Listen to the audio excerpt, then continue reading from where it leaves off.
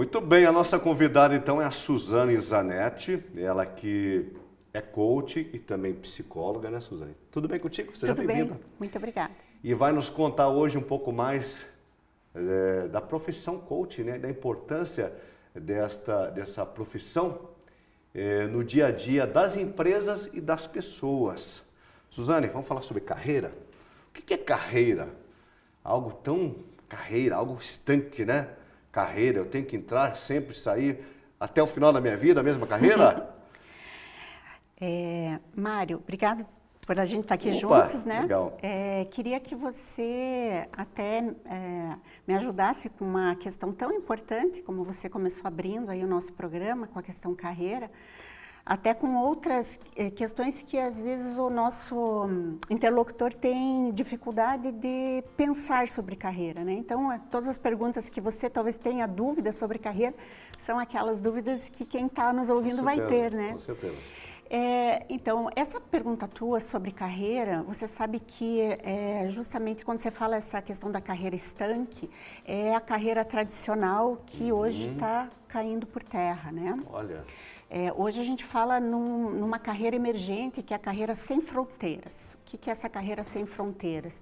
É eu poder pensar na carreira de forma oposta ao que você comentava, que é algo mais fluido, flexível, incerto, e que muitas vezes a gente pensa, mas como é que eu vou trabalhar numa carreira com essa insegurança? Mas nós estamos num mundo muito volátil, num mundo de muita incerteza. Então, cabe a nós, como profissional, pensar a carreira também dessa forma mais ágil, mais dinâmica. E quando a gente está falando da carreira sem fronteira, ela está ligada a isso que a gente pensa de que não existe mais eu começar a carreira como estagiário e terminar como presidente de uma empresa. Isso era comum, era o sonho de muitas pessoas. Tem muitas pessoas que estão nos assistindo que estão há 30, 40 anos na mesma empresa. E isso que antes era muito valorizado, né, já não tem o mesmo valor, né? É que a gente pode pensar... Hoje, sabe que o mercado fala em então, carreiras múltiplas? Essa quebra é permitida nos dias de hoje. Isso, ela não só é permitida, como é algo que já ocorre e que o profissional precisa se adaptar a essa mobilidade. Ok. Né? Eu ia comentar com você sobre carreiras múltiplas. É um novo conceito que tem surgido no mercado e que envolve justamente eu pensar assim, ó, que também, se eu escolhi ser advogado, eu não preciso morrer advogado, né? Mas é meio estranho ouvir isso, não é? Você pensar assim, bom, mas eu passei anos estudando, né? Me formei na advocacia. Eu não vou, até o final da minha vida, ser advogado? Quando a gente fala de carreira múltipla, você pode pensar assim, que você até fez uma formação, mas que essa formação, ela pode ter outras conexões com outras profissões. Não causa mais hoje estranheza eu ter sido advogado, mas eu passar a ser um empreendedor de um restaurante, ou depois de um tempo da minha vida eu ser um consultor, ou depois, no fim da vida, eu voltar a ser estagiário. Parece uma coisa assim, desconecta, né? Por quê? Porque a gente pode ter esse movimento menos estruturado e pensar que a minha vida é muito grande para uma carreira só. Mas essas mudanças, todas elas devem ser balizadas, pensadas e planejadas, ou não, Suzane? Essa é uma pergunta que às vezes parece tão incoerente a gente falar em planejamento, já que nós estamos falando uma coisa assim tão incerta, nós tínhamos um certo receio, né? das mudanças, porque pensava aquele ditado, quem faz tudo não faz nada, né? Faz isso, faz... Não dá esse viés, essa conotação? Só que esse é um jeito antigo de pensar. Porque nesse jeito, parecia que a pessoa, vamos falar assim, pipocava. Pipocava, isso, mas afinal, qual é a sua? Qual é a sua vibe, né? Você não acertou ainda? Exato. É que hoje, com a diversidade e todos os estímulos que nós temos, né, principalmente os jovens, eles vão descobrindo muitos talentos. É como se a gente pensasse assim, eu não tenho um talento só que eu vou usar do começo ao fim da vida. Perfeito. Pode ver, assim, tem pessoas que elas começam um tempo numa empresa, né, pode ser um administrador, mas depois de um tempo ele tem um hobby, né? Ele gosta de vinho e daí por gostar de vinho, acaba se tornando um sommelier, por exemplo, né? Então, se você, puxa, é um administrador, até pode ter alguma ligação, mas tem pessoas, por exemplo, que são arquitetos e depois descobriram algum hobby, gostam de tocar, gostam de escrever. Essa questão dos hobbies é algo que começou a vir, assim, com uma força forte de estimular as pessoas na descoberta de novos trabalhos. Ô, Suzane, então, através do teu expertise na área de RH, como coach, a pessoa, o profissional, deve se permitir, tem que se permitir.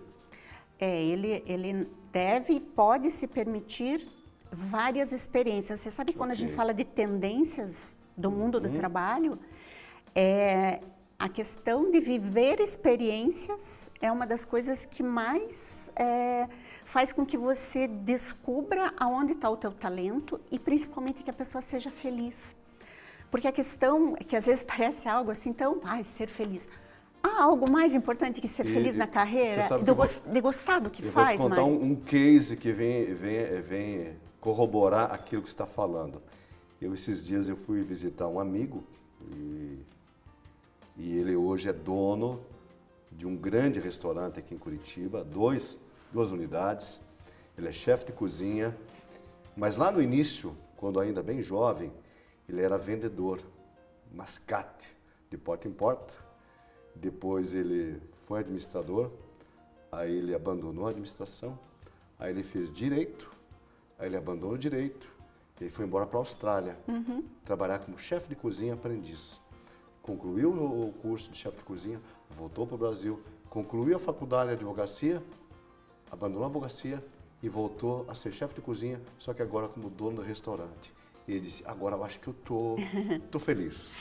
Mas acho que dentro do que você falou do se permitir, hoje a gente não vê mais como uma pessoa que está perdida, né? Ela está experimentando, né? Se você olhar hoje os jovens, a questão também do valor do dinheiro é muito diferente do que nós... É relativo, não? Eles têm assim, muito esse apego, na verdade, a propósito. Né? Você sabe que... São os valores. Os valores. Quando nós trabalhamos, sabe, a questão de coaching de carreira, nós ajudamos muito as pessoas a descobrir o que a gente chama de tríade profissional. O que é isso? Quais são meus valores? Qual é a minha... e que está ligado ao propósito, ao que te motiva? Qual é a minha missão? Quer dizer, o que eu já tenho, quais são as habilidades que eu tenho e que eu posso utilizar com as pessoas ao meu redor, né? E que também está ligada ao propósito, né? Porque isso tem um sabor diferente e que muitas vezes está ligado à nossa vocação. E a terceira parte da tríade é a visão, que é a gente ter essa consciência, né, de como eu quero ser reconhecido, que legado eu quero deixar. Então, quando a pessoa sabe essas três coisas, aquela pergunta que você me fez sobre o planejamento, ela é a resposta, porque a direção está ligada a esses três pontos. Eu posso ir fazendo correção de rota se eu percebo que eu estou me distanciando da minha missão, da minha visão, dos meus valores. E posso me reorganizar, fazer novos planejamentos sobre a minha carreira. Perfeito. Vou jogar um gancho para você aqui, então, minha cara Suzane. Vamos falar um pouquinho dos desafios? Os desafios estão ligados à questão de uma grande flexibilidade em todas as áreas que eu escolher e a questão da adaptabilidade. A gente fala muito também da questão da agilidade. Então, os desafios estão ligados a ter esse olhar do que está acontecendo no mercado, quais são as tendências. E uma coisa que eu acho muito interessante é a gente pensar assim, né? Para onde a tecnologia está levando a minha profissão? Essa é uma coisa que a gente sempre tem que estar percorrendo, sabe? Então, a gente sabe que estamos aí na era digital, automação, fala-se dos robôs, do mundo, enfim, né, do mundo digital.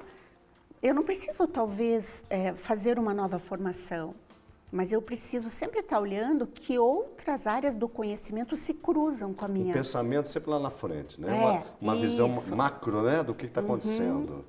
E aonde que isso pode me favorecer, né? Um exemplo muito simples que a gente fala, quando a gente imaginar, né, nós dois que batemos... Os 30 anos? Não, ia brincar, batemos 30 anos também. Mas nós dois que fizemos datilografia. Hoje você bota em frente de um menino, ele diz, o que é isso aqui? Sim. Então, eu quero dizer assim, que a gente sempre tem que olhar essa placa de validade como profissional, né? Esse é um desafio. A lei da obsolescência, Isso. Será que aquilo que eu estou fazendo não vai ficar obsoleto? As máquinas fotográficas, as filmadoras, enfim. Tudo vai mudando com o tempo, né? Sim. Mas eu não preciso mudar o tempo, eu tenho que me adaptar, na verdade.